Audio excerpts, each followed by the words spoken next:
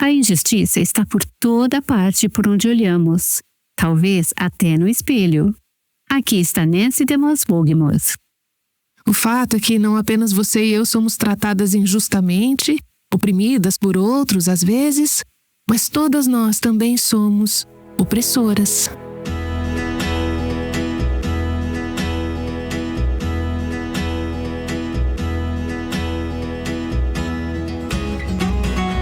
Este é o Aviva Nossos Corações com Nancy DeMoss Wolgemuth, autora de Mentiras em que as Mulheres Acreditam, na voz de Renata Santos. Parece que estamos constantemente ouvindo sobre mais e mais situações em que alguém em posição de poder tirou vantagem de alguém mais fraco. Talvez você mesma tenha experimentado isso. A Bíblia chama isso de injustiça ou opressão. Hoje, Nancy DeMoss Wolgemuth vai nos mostrar o que a palavra de Deus diz sobre opressão nesta série O Poder de Relacionamentos. Veremos como podemos glorificar a Deus em nossos relacionamentos, especialmente quando pecaram contra nós ou quando pecamos contra outros. Aqui está Nancy. Abra sua Bíblia, se puder, no livro de Eclesiastes, capítulo 4. Estamos analisando os primeiros 12 versículos durante esta série. É uma série sobre relacionamentos e hoje estamos continuando no primeiro parágrafo de Eclesiastes, capítulo 4, onde o escritor está falando sobre a dor da opressão e da injustiça nos relacionamentos humanos, relacionamentos que são pecaminosos e danificados. Nos próximos dias avançaremos para falar sobre o problema do isolamento nos relacionamentos humanos e então a prescrição de Deus, o poder da intimidade em nossos relacionamentos humanos. Vamos retomar no versículo 1 de Eclesiastes, capítulo 4. O escritor diz: Vi ainda todas as opressões praticadas debaixo do sol. E dissemos na última sessão que a opressão é inevitável. A injustiça é um fato da vida neste planeta. E o escritor diz: Vi as lágrimas dos que foram oprimidos, sem que ninguém os consolasse. Vi a violência na mão dos opressores, sem que ninguém consolasse os oprimidos. Falamos ontem que há 3 categorias de pessoas mencionadas neste versículo. Falamos sobre a primeira categoria, e eram aquelas que estavam sendo oprimidas. Lembramos a nós mesmas de que Deus vê aqueles que são oprimidos. Ele conhece suas circunstâncias, Ele conhece suas situações e Ele se importa. Deus está sempre operando para cumprir o seu plano. E parte do seu plano é que, no final, toda opressão e toda injustiça serão tratadas. Não tão rapidamente quanto muitas vezes desejaríamos que fosse o caso. Mas, quando virmos o Senhor na eternidade, olharemos para trás e concordaremos: Senhor, a maneira como Tu fizeste foi a melhor. A maneira como Tu fizeste foi a correta. Então, temos neste versículo aqueles que são oprimidos. Agora vamos falar sobre aqueles que são os opressores. Vi aqueles que são oprimidos, por inferência, se há pessoas oprimidas, então há pessoas que estão oprimindo. Ao ler o Antigo Testamento em particular, mas também o Novo Testamento, você descobre que há centenas, talvez de milhares de leis sobre como devemos tratar uns aos outros. Isso é algo que é importante para Deus. Como lidamos uns com os outros. Há particularmente muitas leis nas Escrituras sobre como lidamos com os necessitados, com os abatidos, com aqueles que, por circunstâncias da vida, são pobres ou destituídos por várias razões. Aprendemos nas Escrituras que Deus leva a sério quando irmãos oprimem uns aos outros, quando as pessoas tratam umas às outras de maneira cruel, ou inadequada, ou dura, ou errada. Aprendemos que Deus julgará aqueles que são opressores.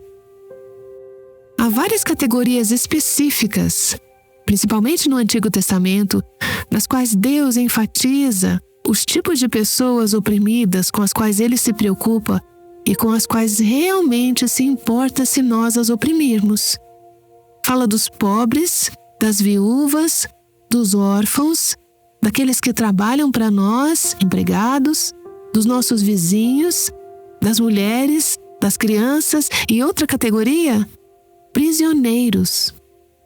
À medida que você lê o Antigo Testamento, você pensa nessas várias categorias de pessoas. Deixe-me ler para você vários versículos e ouvir o quanto Deus leva a sério quando oprimimos pessoas nessas várias categorias. Deuteronômio 27:19. Maldito aquele que perverter o direito do estrangeiro, isso é o forasteiro, viajante, do órfão e da viúva.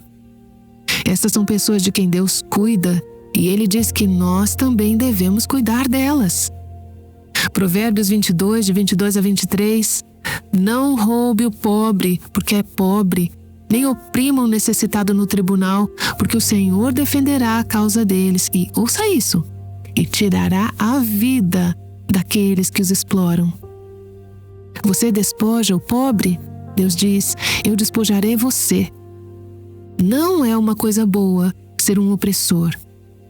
Em Tiago capítulo 5, lemos sobre como os opressores ricos serão julgados. Agora, ele não está dizendo que é errado ser rico. Ele está dizendo que é errado ter riqueza e usar sua riqueza para oprimir os outros. Versículo 1 de Tiago 5.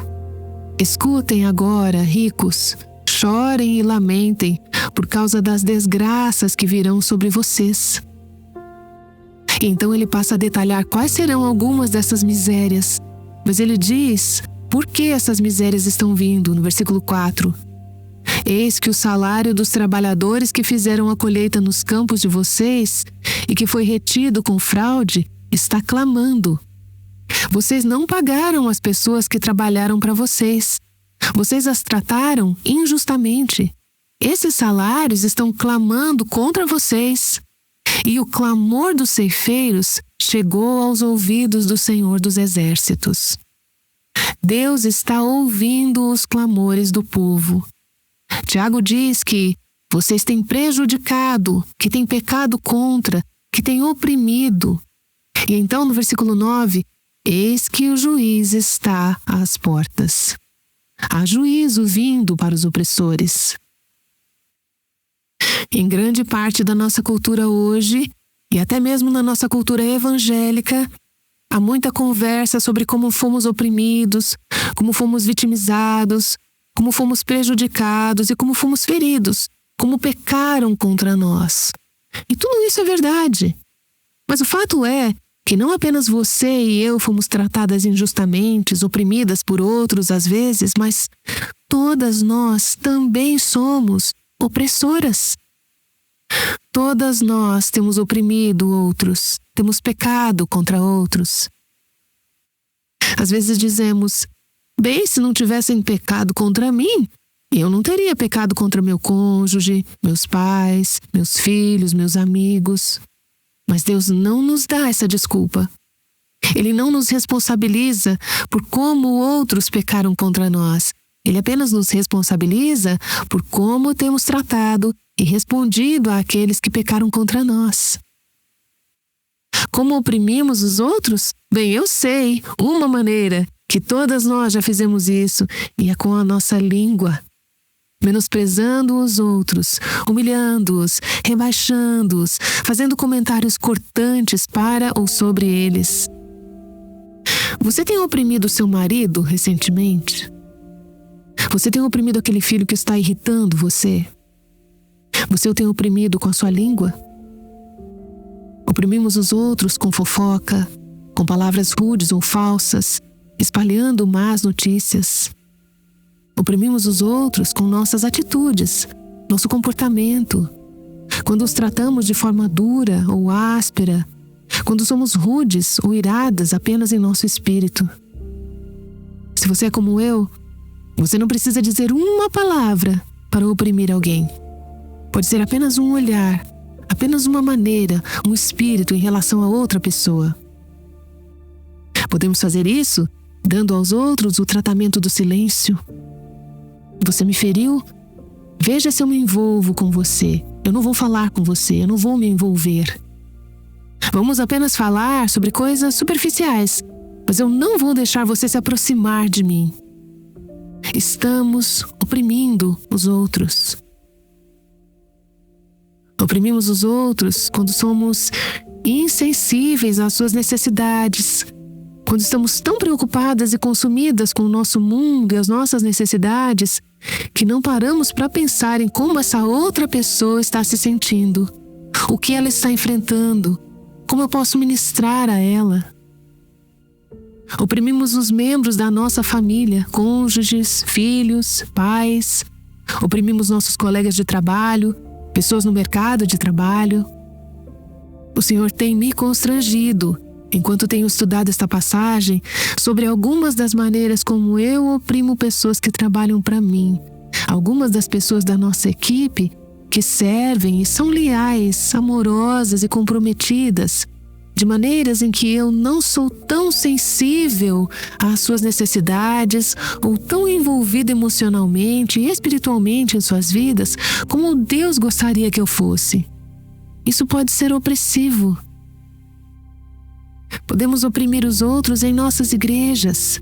Pessoas com quem vamos à igreja, com quem servimos, com quem estamos envolvidas no mesmo grupo de louvor e adoração, ou envolvidas ensinando crianças na escola dominical juntas, mas oprimindo umas às outras em nossos relacionamentos.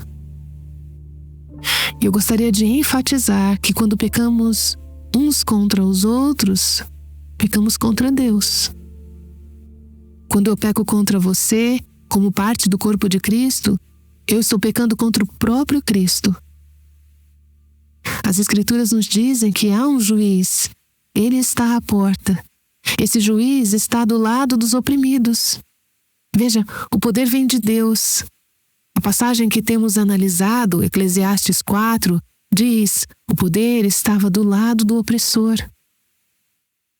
Parece assim aqui, neste planeta caído, que as pessoas que são os opressores têm todo o poder e nós somos os oprimidos e indefesos. Mas em última análise, todo o poder pertence a Deus. Se você ou eu abusarmos desse poder, se nos tornarmos opressoras, se usarmos o poder de forma injusta contra outras pessoas, teremos que prestar contas a Deus e seremos julgadas de acordo. Há uma passagem poderosa em Levítico capítulo 25 que fala sobre como o temor do Senhor é o que deve nos motivar a tratar os outros de maneira apropriada. Deixe-me ler 3 versículos dessa passagem. Levítico 25, versículo 17. Que ninguém explore o seu próximo, cada um, porém, tema o seu Deus, porque eu sou o Senhor, o Deus de vocês. Versículos 35 e 36. Se alguém do seu povo se tornar pobre e as suas mãos se enfraquecerem, então você tem o dever de sustentá-lo. Ele viverá com você como estrangeiro e peregrino. Não cobre dele juros, não o abuse financeiramente, nem ganho, mas tema o seu Deus, para que esse seu irmão possa viver perto de você. Então os versículos 39, 40, 43. Também, se alguém do seu povo se tornar pobre, estando ele com você, e vender-se a você, não o faça servir como escravo. Trate-o como um trabalhador diarista ou estrangeiro que mora com você. Até o ano do jubileu, ele trabalhará para você. Não domine sobre eles com tirania, mas tema o seu Deus. Veja, o temor do Senhor. Viver na consciência constante de que Deus está aqui. Deus vê, Deus sabe como eu estou falando com aquela pessoa. Deus vê, ouve e sabe como você está tratando aquela criança de 3 anos. Mesmo que você pense que ninguém mais vê e ninguém mais ouve.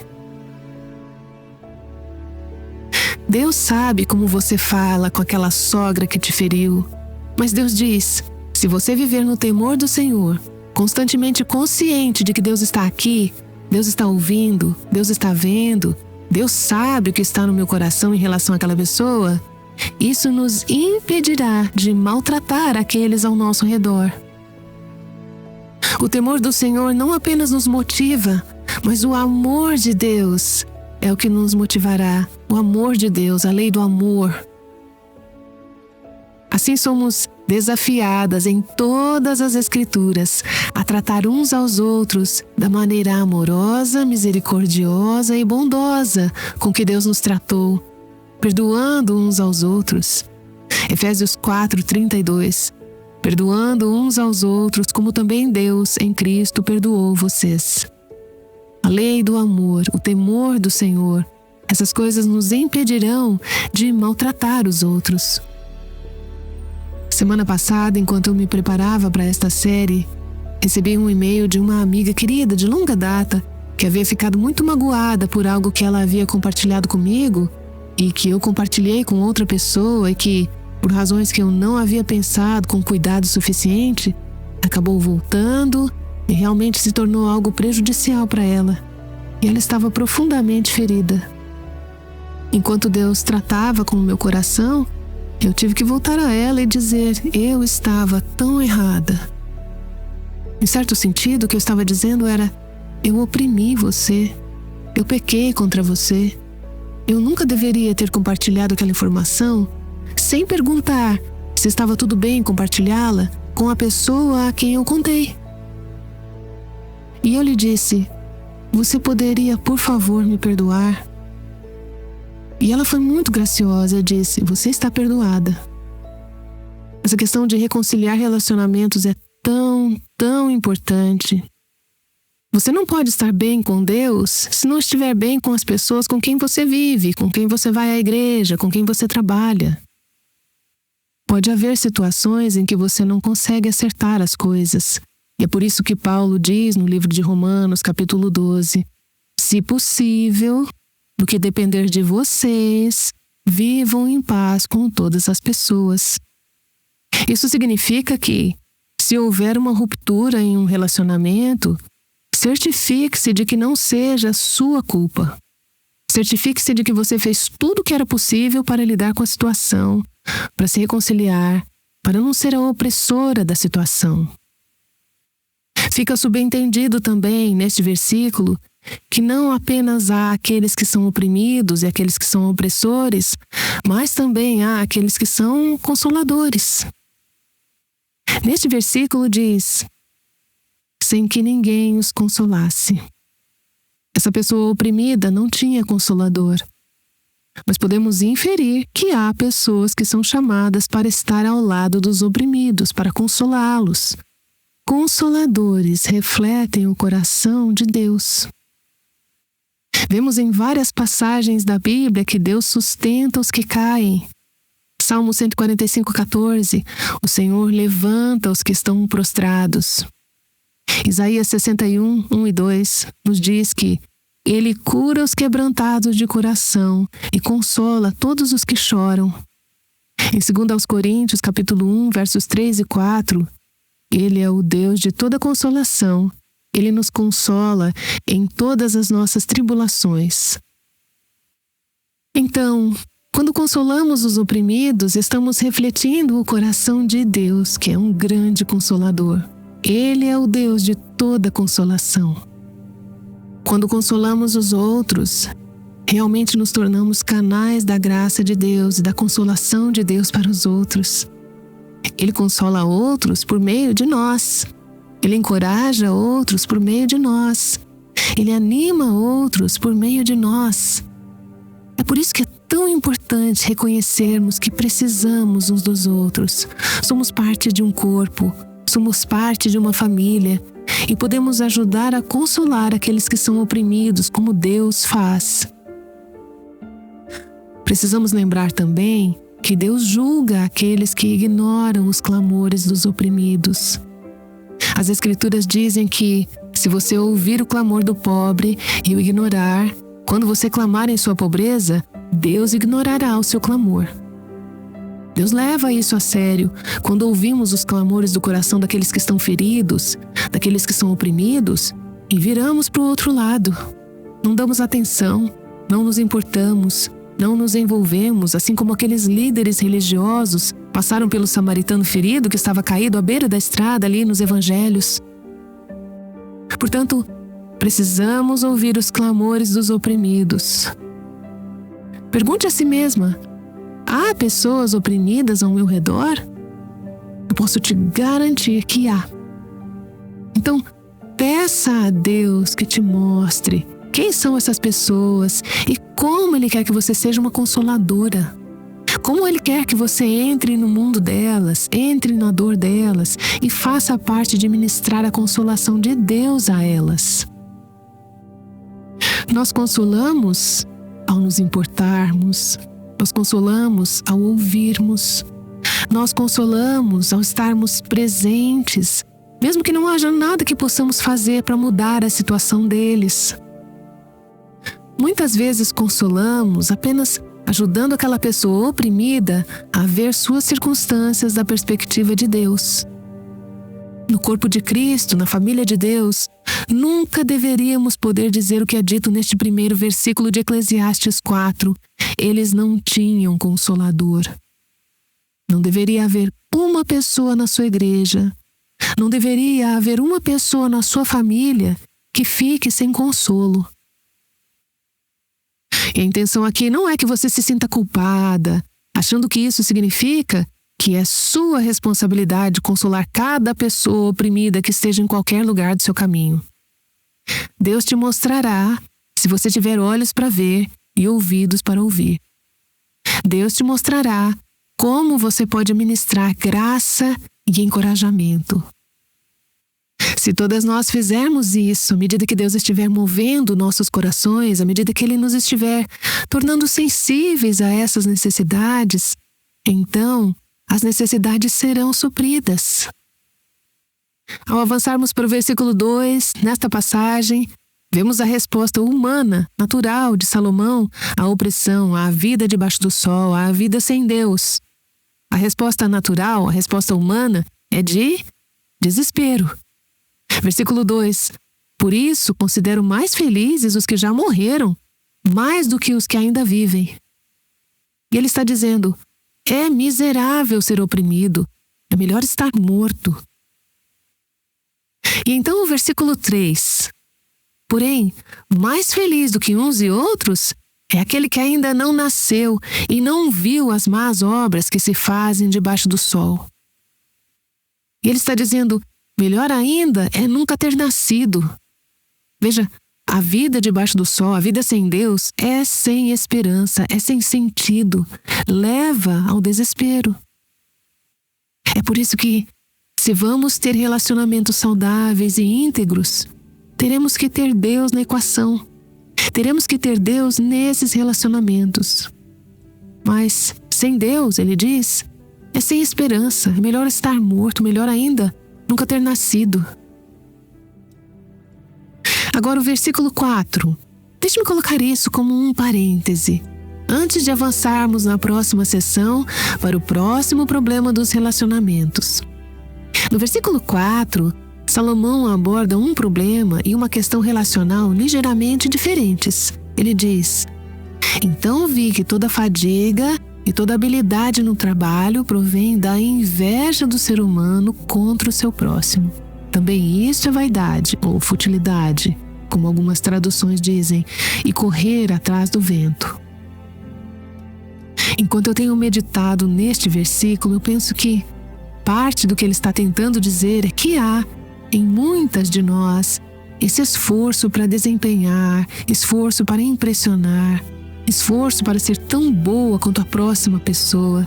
Isso é o que motiva tanto do nosso esforço. Você não se encontra, às vezes, nessa armadilha do desempenho? Se eu pudesse ser uma mãe tão boa quanto a fulana, se eu pudesse ser tão criativa como dona de casa, ou tão boa em hospitalidade, se eu pudesse ensinar a Bíblia como ela ensina, se eu pudesse apenas... Quando nos comparamos com outras pessoas, isso é inveja. Gostaríamos de ter os dons delas. Gostaríamos de ter as forças delas, as habilidades delas. Então, trabalhamos e nos esforçamos e nos colocamos nessa esteira de tentar desempenhar, tentar ser tão boas quanto, tentar impressionar os outros.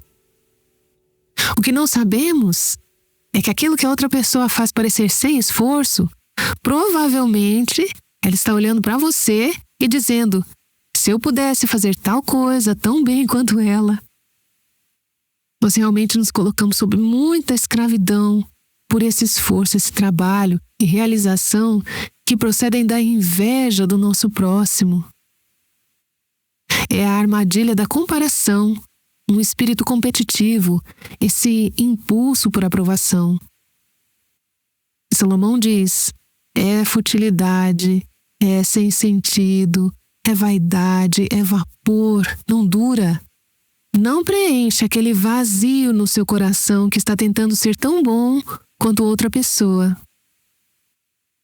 Enquanto eu meditava neste versículo, pensei em outra passagem, uma no Novo Testamento, Tiago, capítulo 3, onde Tiago fala sobre a inveja e o ciúme, o que os causa e o que produzem. Ele diz no versículo 14, Tiago 3: se, pelo contrário, vocês têm em seu coração inveja amargurada e sentimento de rivalidade, não se gloriem disso, nem mintam contra a verdade. Esta não é a sabedoria que desce lá do alto. Esse não é o caminho de Deus para os relacionamentos. Pelo contrário, é terrena, animal e demoníaca. Ele está dizendo que esse tipo de vida vem do abismo. Esse é o caminho de Satanás. É o que cria tensão e ruptura nos relacionamentos. É o que ergue muros e barreiras. E ele continua dizendo isso no versículo 16. Pois onde há inveja e rivalidade, aí há confusão e toda espécie de coisas ruins. Todas nós podemos pensar em relacionamentos que se tornaram desordenados, fraturados e frustrados porque cedemos à inveja e à ambição egoísta. Isso nos levou a competir umas contra as outras, em vez de edificar umas às outras, encorajar umas às outras e sermos gratas pelos diferentes dons e habilidades que Deus deu aos outros. Qual é a alternativa? Tiago 3,17. Mas a sabedoria lá do alto, a sabedoria de Deus, o caminho de Deus é, primeiramente, pura, depois pacífica, gentil, amigável, cheia de misericórdia e de bons frutos, imparcial, sem fingimento. Ora, é em paz que se semeia o fruto da justiça para os que promovem a paz. Então, aqui estamos de volta a consolar, a ser pacificadoras, a ser aquelas que constroem pontes em vez de muros. E Salomão está dizendo: se você viver a vida com a sabedoria humana debaixo do sol, você terá esses relacionamentos frustrados, quebrados, danificados e dolorosos, comparando, esforçando-se. Mas se vivermos a vida não debaixo do sol, mas sob o senhorio e a autoridade de Deus, se permitirmos que Ele venha e controle nossos relacionamentos e nossos corações em relação aos outros, então entraremos naquela sabedoria que vem do alto e teremos relacionamentos puros e pacíficos, como Deus pretendia que fossem. Antes de encerrarmos em oração, você diria: Senhor, quem na minha vida precisa ser consolado? Quem está oprimido? Quem é pobre e necessitado? A quem posso ministrar graça neste dia? Quem quer que Deus coloque no seu coração, quem Ele trouxer ao seu espírito, vá e faça. Ministre graça. Estenda-se com o coração e as mãos do Deus de toda consolação. Deixe Deus usar você para ser um ministro de encorajamento na vida de outra pessoa hoje. Obrigada, Pai, por como Tu tens encorajado nossos corações pela Tua graça. Que possamos ser Teus emissários, Teus embaixadores. Que não oprimamos os outros, que sejamos consoladoras. Eu oro em nome de Jesus. Amém.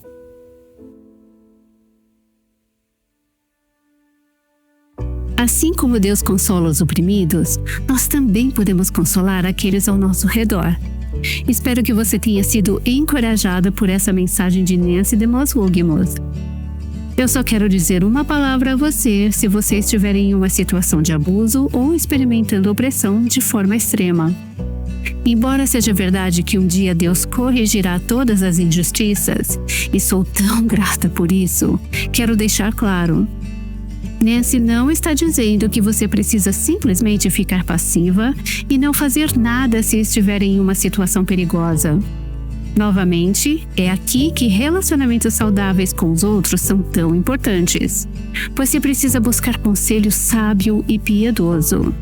Às vezes é importante envolver as autoridades civis, dependendo das suas circunstâncias.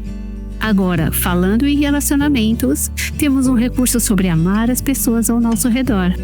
É o devocional de 30 dias, vivendo uns aos outros das Escrituras.